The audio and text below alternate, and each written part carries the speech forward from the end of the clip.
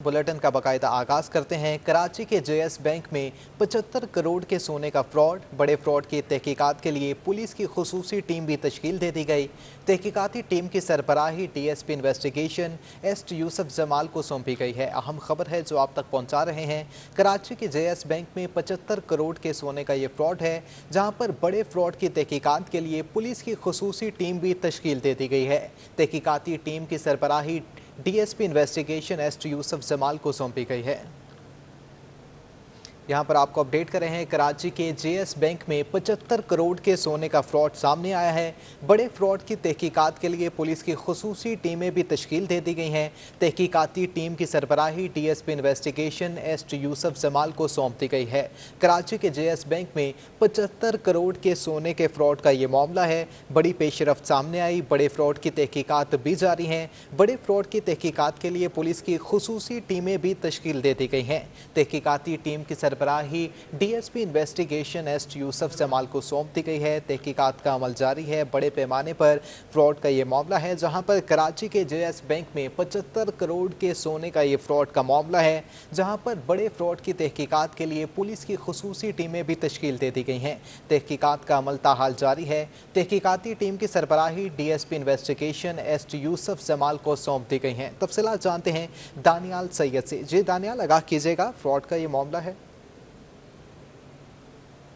देखिए, बिल्कुल JS bank में फ्रॉड का मामला ही सामने आया था। सोने का फ्रॉड किया गया था। 75 करोड़ रुपए का ये फ्रॉड था, जो 2 अगस्त को ऑडिट के दौरान की बात सामने आई कि बैंक के अमले ने जो स्कीम थी जेएस बैंक की कि सोना दो और सोना रखवाओ और लोन लो, तो उस पर इन मुल्ज़िमान ने ये किया था कि सोना पहले असली दिखाते थे और जब डिपॉजिट कराने की बात आती थी तो बैंक इंतजामिया का जो अमला था वो जाली सोना डिपॉजिट कराते थे और बाद से करोड़ों रुपए लोन जो है वो लिया जाता था। ऑडिट में बात सामने आई, जिसके बाद से अब तक इस वाक़े के खिलाफ 3 मुकदमा दर्ज हो चुके हैं। 10 मुल्ज़िमान हैं, खवातीन समेत 10 मुल्ज़िमान हैं, जिसमें बैंक का अमला भी शामिल है।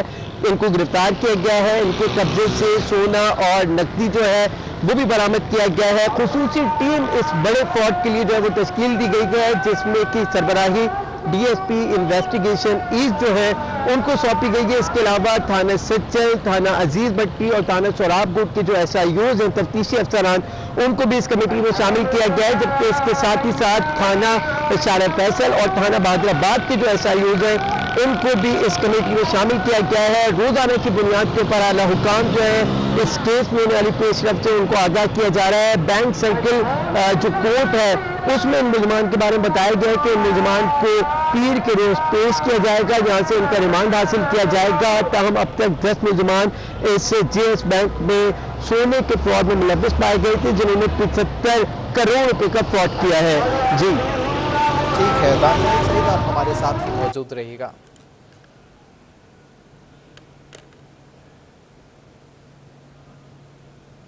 कराची में पीरबाद इन्वेस्टिगेशन पुलिस की कार्रवाई। सीरियल किलिंग केस का मरकजी मुलजिम भी गिरफ्तार कर लिया गया।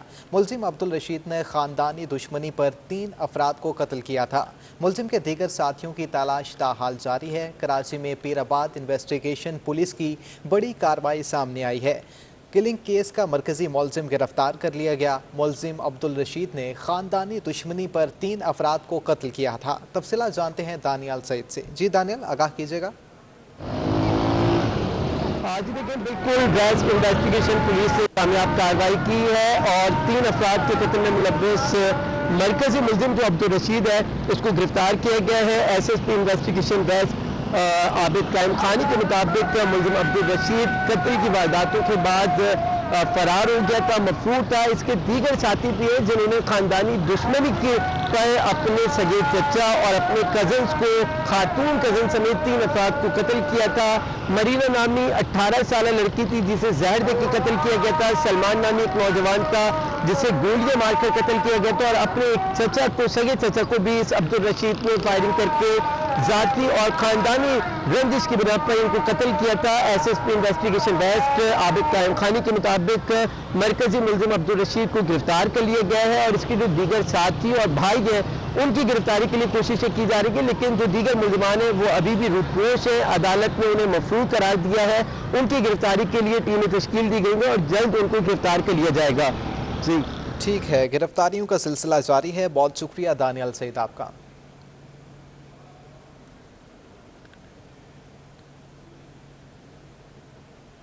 पाकिस्तान इंजीनियरिंग काउंसिल के इंतखाबात का दंगल। कराची के 17 पोलिंग स्टेशंस पर वोट डालने का अमल मुकम्मल हो चुका है। पाकिस्तान इंजीनियरिंग काउंसिल के इंतखाबात का दंगल जारी है, जहां पर कराची के 17 पोलिंग स्टेशंस पर वोट डालने का अमल मुकम्मल हो चुका है। क्या नताइज सामने आएंगे, ये तो फैसला बाद में किया जाएगा। पाकिस्तान इंजीनियरिंग काउंसिल के इंतखाबात का दंगल। कराची के 17 पोलिंग स्टेशंस पर वोट डालने का अमल मुकम्मल हो चुका है। पाकिस्तान इंजीनियरिंग काउंसिल के इंतखाबात का दंगल। कराची के 17 पोलिंग स्टेशंस पर वोट डालने का अमल भी मुकम्मल हो चुका है। वोटिंग का अमल मुकम्मल हो चुका है, जबकि पाकिस्तान इंजीनियरिंग काउंसिल के इंतखाबात का दंगल। कराची के 17 पोलिंग स्टेशंस पर वोट डालने का अमल मुकम्मल तौर पर मुकम्मल हो चुका है, जबकि कराची पाकिस्तान इंजीनियरिंग काउंसिल का इंतखाबी दंगल। इंजीनियरिंग काउंसिल के चेयरमैन और वाइस चेयरमैन मुंतखब होंगे। वोटिंग सुबह 8 बजे से 5 बजे तक बिला तातुल जारी रही। कराची में 17 पोलिंग स्टेशन बनाए गए हैं। कराची में कुल वोटर्स की तादाद 60,000, जबकि इंतखाबात में 4 अलायंस मद्दे मुकाबिल हैं। तफसीलात जानते हैं वसीम सुल्तान से। जी वसीम, आगाह कीजिएगा। कि जो वोटिंग का अमल था वो शाम 5 बजे मुकम्मल हो गया। सुबह 8 बजे वोटिंग का आगाज़ हो गया था। कराची के मुख्तलिफ जो पोलिंग स्टेशन थे वहाँ पर जो इंजीनियर्स थे उन्होंने अपने हक़ की राय इस्तेमाल किया। नॉर्थ कराची में भी हमने देखा कि सुबह से ही जो इंतखाबी गहमा गहमी थी वो देखने में आ रही थी। शाम 5 बजे तक इंतखाबी गहमा गहमी रही, जिसके बाद वोटिंग का अमल जो है वो मुकम्मल होने के बाद जो पोलिंग स्टेशन थे उसके दरवाजे बंद कर दिए गए थे। जो हमें पहला गैर हतमी और गैर सरकारी नतीजा जो सामने आया उसके मुताबिक लियारी का जो पोलिंग स्टेशन है वहाँ पे मजमूई तौर पर 48 वोट कास्ट हुए, जिसमें से नजीब हारून जिनका ताल्लुक नेशनल इंजीनियरिंग अलायंस से था उनको 16 वोट पड़े। इसके साथ साथ वसीम जो है उनको 19 वोट पड़े और राना साहब को 19 वोट पड़े। इसके साथ साथ मैं इस वक्त चूँकि नॉर्थ कराची की पोलिंग स्टेशन के बाहर मौजूद हूँ, यहाँ पर इस वक्त भी गिनती का अमल जारी है, जबकि इलेक्शन कमीशन के ज़ेरे सरपरस्त जो है वो इलेक्शन हुए। और उसके साथ साथ जो नताइज का ऐलान है वो वोटों की गिनती मुकम्मल होने के बाद पाकिस्तान इंजीनियरिंग काउंसिल की जानिब से किया जाएगा। जी ठीक है, बहुत शुक्रिया वसीम आपका।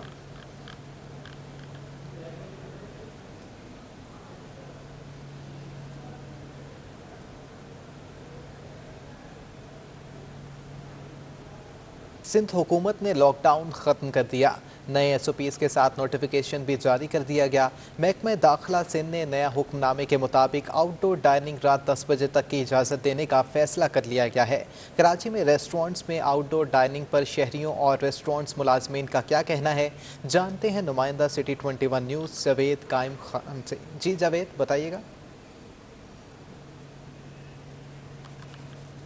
जी, लॉकडाउन जो है वो आज तक के लिए लगाया गया था, उसमें जो है वो अब नई नरमियों के साथ जो है वो नया नोटिफिकेशन जारी कर दिया गया। लॉकडाउन जो है वो ख़त्म हो गया है और उसके बाद सुबह से जो रिलीफ दिया गया उसके हवाले से इस वक्त हम मौजूद हैं रेस्टोरेंट्स के बाहर। रेस्टोरेंट्स को भी रिलीफ दिया गया। अब हफ्ते के अंदर 24 घंटे जो है वो आउटडोर जो है वो डिलीवरी दी जा सकेगी। इसके अलावा लेकिन आउट डाइनिंग की भी सहूलत दी जा रही है, उसमें भी नरमी दी गई है और वो रात 10 बजे तक जो है वो रेस्टोरेंट्स के बाहर शहरियों को या उसकी रेस्टोरेंट की छत पर जो एरिया उनके पास आउटडोर हो उसमें बिठाकर जो है वो तनावुल कर सकते हैं चीज़ें, लेकिन इंडोर की पर जो है मुकम्मल तौर पर पाबंदी होगी। और उसके अलावा SOPs पर अमल दरामद को यकीनी बनाया जाए। मास्क पहनना लाजमी होगा और डिस्टेंस जो है उसको भी लिखा जाएगा।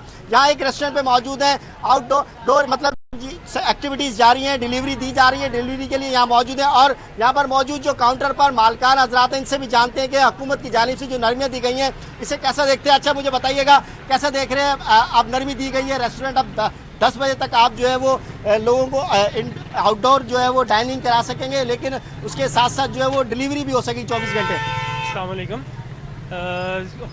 हुकूमत का ये जो इक़दाम है लॉकडाउन में नरमी का, इसको हम सराहते हैं और इससे सबसे ज़्यादा हम लोगों के कारोबार को फ़र्क पड़े ना पड़े, लेकिन इस गरीब आवाम को, ये जो मेरे बराबर में खड़े हुए जो एक हफ्ते से घर में बगैर दिहाड़ी के बैठे हुए थे, इनको सबसे ज़्यादा फ़ायदा हुआ है जो रोज़ की कमा के लेके जाते हैं। दूसरा ये कि कराची एक ऐसा शहर है जहाँ पर सिर्फ फैमिली वाले लोग नहीं रहते, छड़े और सिंगल लोग भी रहते हैं। उनके लिए खाने पीने का बहुत बड़ा मसला, नाश्ता करने का बहुत बड़ा मसला, रेस्टोरेंट्स बंद होने और SOPs की वजह से वो तबका जो सफ़र करके गया है, जिन्होंने एक हफ्ते सिर्फ चाय पापे में गुजारा किया, वो तो खुशी से नाच रहे हैं सर आपके सामने। दूसरी बात ये, रेस्टोरेंट हम लोगों ने डाइनिंग नहीं खोली, डाइनिंग की हमें इजाज़त नहीं मिली।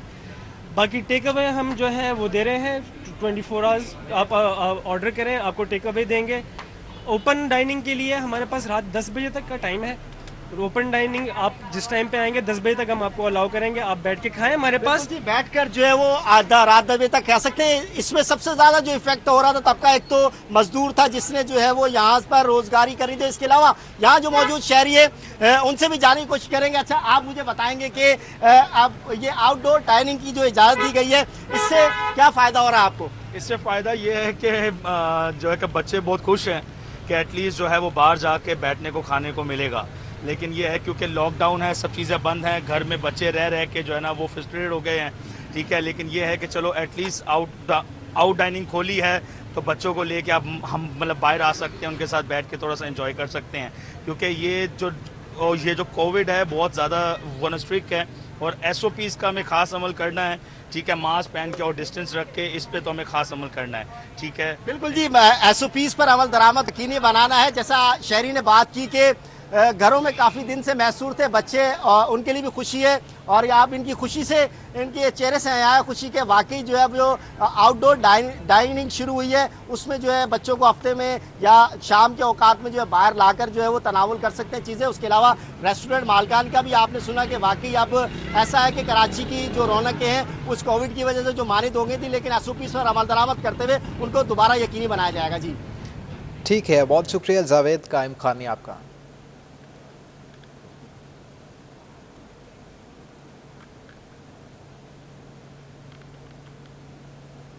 लॉकडाउन खत्म होने से कबल ताजिर बरादरी ने कोरोना से बचाव के लिए मार्केटों में वैक्सीनेशन सेंटर कायम कर दिए हैं। लियाकताबाद के इलेक्ट्रॉनिक्स मार्केट में भी अंजुमन ताजिरान सिंध की जानिब से वैक्सीनेशन सेंटर कायम किया गया है। देखते हैं अयाज राना की इस रिपोर्ट में। वैक्सीन लगवाओ, कोरोना को भगाओ। ताजिर बरादरी मार्केटों में वैक्सीनेशन सेंटर्स के कयाम के लिए सरगर्म हो गई। अंजुमन ताजिरान सिंध ने ताजिरों के लिए लियाकताबाद इलेक्ट्रॉनिक मार्केट में वैक्सीनेशन सेंटर कायम कर दिया। सदर अंजुमन ताजिरान जावेद शम्स ने लियाकताबाद के बाद 16 मजीद वैक्सीनेशन सेंटर कायम करने का भी ऐलान किया। अंजुमन ताजिरान सिंध ने कराची में 16 मुख्तलिफ मार्केट्स के अंदर बाकायदा वैक्सीनेशन सेंटर का क्याम जो है वो करने जा रही है, ताकि कहीं भी जो है लोगों को मसाइल पैदा ना हो। क्योंकि जो कैंप होता है वो चंद घंटे के लिए होता है, उसके बाद वो ख़त्म हो जाता है। तो जब पहले दिन कैंप लगाते हैं तो फिर अगले दिन रश होता है, लोगों को नई वैक्सीन लगती है। हमने सेंटर्स का क्याम किया है और इंशाल्लाह अगर फ्लो बढ़ा तो फिर हम इसको 24 घंटे तक भी कर देंगे, हमारे लिए कोई मसाइल नहीं है। लोगों का कहना है कि इस सेंटर के क्याम से बहुत सहूलत भी बचत हो गई। जहाँ कैंप लगे हुए हैं, जहाँ वहाँ सारा दिन बंदे को खड़ा होना पड़ता है। यहाँ कम से कम ये है कि इतना टाइम ज़ाया नहीं हो रहा। अगर वहाँ वैक्सीन लगवाने जाओ तो आपको 2 दिन 3 दिन छुट्टी करनी पड़ेगी काम से। भैया हमारे घर के करीब था, यहाँ पर आए, इंशाल्लाह जल्दी काम हो गया और बहुत फैसिलिटीज़ है। ब्लड प्रेशर भी चेक कर रहे हैं, सब चीज़ें चेक करके इन्होंने वैक्सीन लेने लगाई है। लियाकताबाद में कायम सेंटर्स में सिंगल डोज साइनोवैक की वैक्सीन लगाई जा रही है। सेंटर का कायम वबा से निपटने के लिए एक अच्छा कदम है। कैमरामैन आगर रफ़ी के साथ अयाज राना, 21 न्यूज़ कराची। आगे बढ़ें, आपको बताएं वज़ीर तालीम सिंध ने तालीमी इदारों की बंदिश में अशूरा मुहर्रम तक तोसी का ऐलान कर दिया है, जबकि कोरोना के बायस मुलतवी इम्तहानात 10 अगस्त से होंगे। कोरोना की तशवीशनाक सूरत हाल, कराची में तालीमी इदारे 19 अगस्त तक बंद रहेंगे। वजीर तालीम सिंध सरदार अली शाह और वजीर बराए जामियात और बोर्ड्स इस्माइल राहू ने प्रेस कॉन्फ्रेंस करते हुए बताया कि आशूरा मुहर्रम तक सिंध भर में तमाम स्कूल, कॉलेजेस और जामियात बंद रहेंगी। तालीमी इदारे खोलने से मुताल्लिक नजरसानी इजलास 7 मुहर्रम को होगा। 19 अगस्त तक स्कूल हम बंद रखेंगे। कॉलेज, यूनिवर्सिटीज क्योंकि बीच में मुहर्रम है, 14 अगस्त की छुट्टी है। 7 अगस्त से 7 मुहर्रम से जो है वो जुलूस शुरू हो जाते हैं, बच्चों को तकलीफ होगी और कोविड की सिचुएशन को भी इस दौरान हम मॉनिटर करेंगे। वज़ीरा का कहना था कि लॉकडाउन के बायस मुलतवी शुदा इम्तिहानात 10 अगस्त से शुरू होंगे, ताहम इम्तिहानी शेड्यूल का तयन मुताल्लिका बोर्ड्स के सरबराहान करेंगे। 10 तारीख से हमने फैसला किया कि तमाम बोर्ड्स के जो भी पेपर्स हैं वो शुरू हो जाएंगे।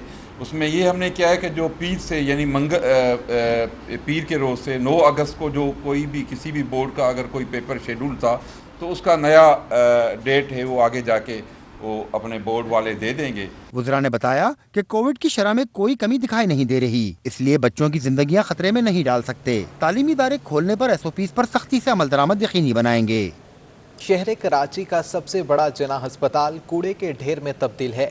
जिना अस्पताल की ओपीडी के बाहर कूड़े के अंबार हैं। ओपीडी के सामने वाली कैंटीन का भी कूड़े करकट से बुरा हाल है। मरीजों के साथ दूर दराज से आए हुए लाहिकीन गंदगी में खाना खाने पर मजबूर हैं, जबकि कैंटीन के सामने गटर के ढक्कन भी गायब हैं। अस्पताल में गंदगी और ताफून के बायस मजीद बीमारियां फैलने का भी खदशा है। अस्पताल के मजीद क्या हालात हैं, बता रहे हैं अजमत अवान।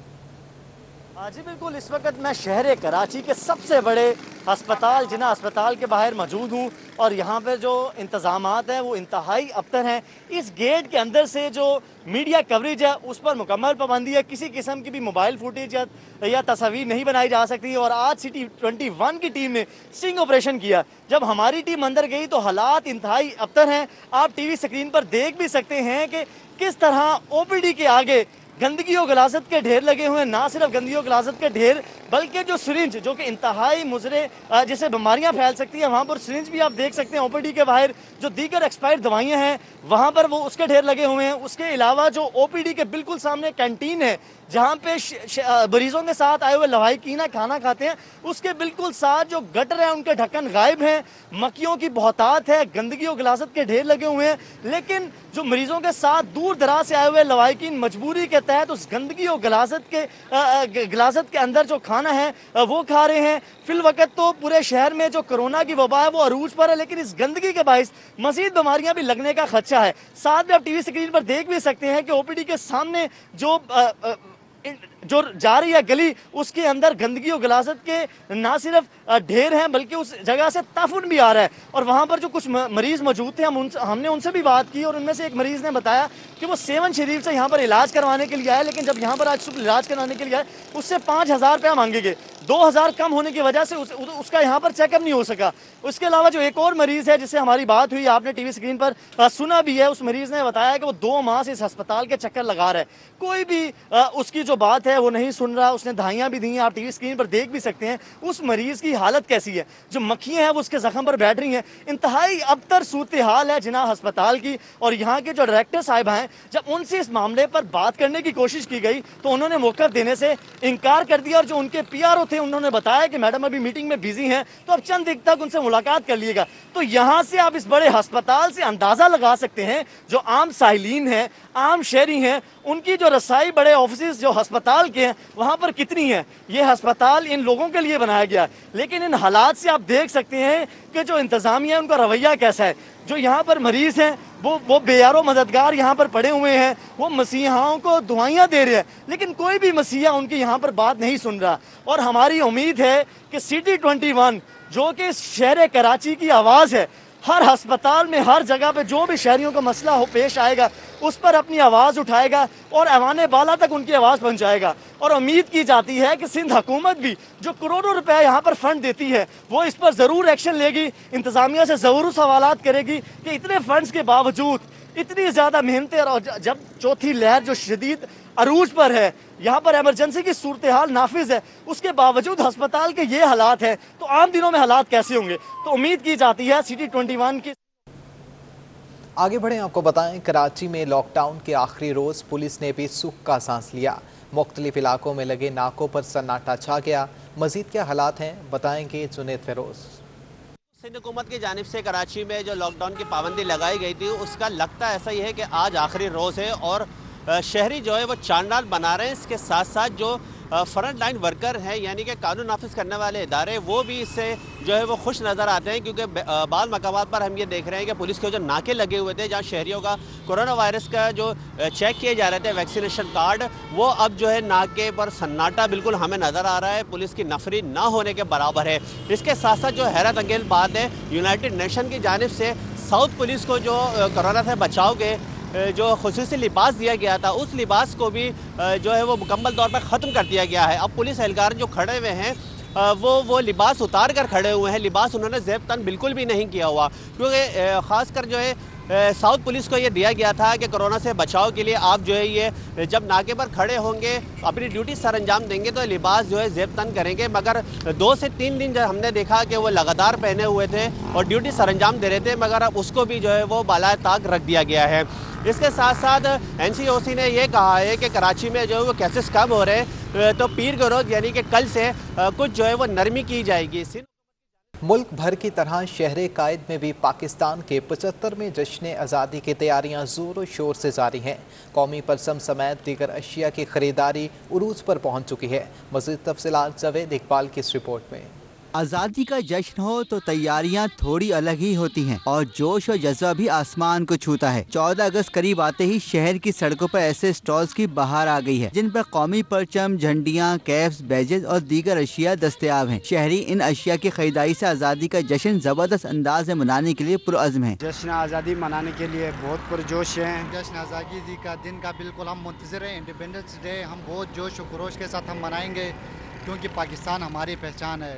गली मोहल्ले और सड़कों को सजाने के लिए भी शहरी पुरजोश नजर आए। 14 अगस्त हमारा अहम दिन होता है। बच्चों के साथ मिलके जो है वो इंशाअल्लाह घर को सजाएंगे। इंशाअल्लाह इस दफ़ा भी जश्न आज़ादी भरपूर तरीके से मनाया जाएगा, लेकिन अनफॉर्चुनेटली बदकिस्मती से जो कोरोना की वबा जो फैली हुई है उसे मद्देनज़र रखते हुए, उससे बचाव करते हुए, एहतियाती तदाबीर इख्तियार करते हुए इंशाअल्लाह ये जिंदा कौम है, इंशाअल्लाह ज़रूर जश्न आज़ादी जो है वो मनाया जाएगा। 14 अगस्त की मुनासबत से अशिया की खरीदारी जारी है, मगर कुछ दुकानदारों ने शिकवा किया कि लॉकडाउन की वजह से इन्हें मुश्किलात का सामना है। मुल्क भर की तरह शहर कायद में भी 75वीं जश्न आज़ादी की तैयारियों का आगाज हो चुका है। ताहम इस बार हमें अपने गली मोहल्लों को सजाने के साथ वहाँ सफाई का भी ख्याल रखना चाहिए। कैमरामैन आकिब नकवी के साथ जावेद इकबाल, 24 न्यूज़, कराची। कराची में वेस्पा वर्ल्ड यूथ स्क्रैबल कप के मुकाबले जारी हैं। वर्चुअल मुकाबले कराची वालों की तकनीकी महारत के बायस पूरी दुनिया में देखे जा रहे हैं। देखते हैं महमूद रियाज की इस रिपोर्ट में। यूथ स्क्रैबल कप का इनकाद पाकिस्तान के लिए एजाज है। पूरी दुनिया में कोविड के बायस खेलों की सरगर्मियां मांद हैं, मगर स्क्रैबल का खेल वर्चुअल खेला जा रहा है और इसके लिए तकनीकी महारत कराची वालों के सुपुर्द है, जो ये काम बखूबी अंजाम दे रहे हैं। 14 ममालिक के खिलाड़ियों को कंप्यूटर के जरिए मुंसलिक किया गया है और मुकाबलों को मॉनिटर भी कराची से माहिरीन के जरिए किया जा रहा है। बहुत अच्छा लग रहा है। एक ऑब्वियसली एक बहुत नई चीज़ है हमारे लिए। हमने पहले भी एक दफ़ा किया था और अब दोबारा कर रहे हैं और दुनिया ने हमें ट्रस्ट किया कि हम दोबारा कर सकें, तो जाहिर है हमारी यूथ में कोई तो बात होगी। वेस्पा यूथ वर्ल्ड कप की निगरानी भी टूर्नामेंट डायरेक्टर हस्साम हादी खान कर रहे हैं और उनका कहना है कि चैंपियनशिप में तमाम कवायद और ज़वाबित पर सख्ती से अमल हो रहा है। इस टूर्नामेंट के अंदर 5 बर्रे आज़मों से 14 ममालिक की टीमें शिरकत कर रही हैं और कुल 72 प्लेयर्स हैं जो इस इवेंट के अंदर खेल रहे हैं। वेस्पा वर्ल्ड यूथ स्क्रैबल कप 7 से 22 अगस्त तक पाकिस्तान की मेजबानी में ऑनलाइन खेला जा रहा है। स्क्रैबल की आलमी तंजीम का पाकिस्तानियों पर एतमाद है कि ये बगैर किसी गैर मुल्की की ये वर्ल्ड चैंपियन कराची वालों की महारत और तजुर्बे के बायस पूरी दुनिया में देखी जा रही है। कैमरामैन सज्जाद रईस के हमरा महमूद रियाज। खबरें आपने जानी न्यूज़ स्टूडियो से अब तक के लिए इतना ही।